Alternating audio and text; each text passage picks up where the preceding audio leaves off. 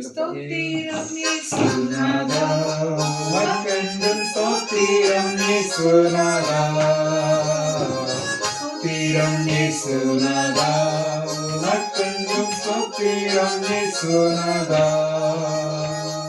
ஸ்தோத்திரம் செய்கிறோம் இன்னடியா திருநாமத்தின் ஆதரவே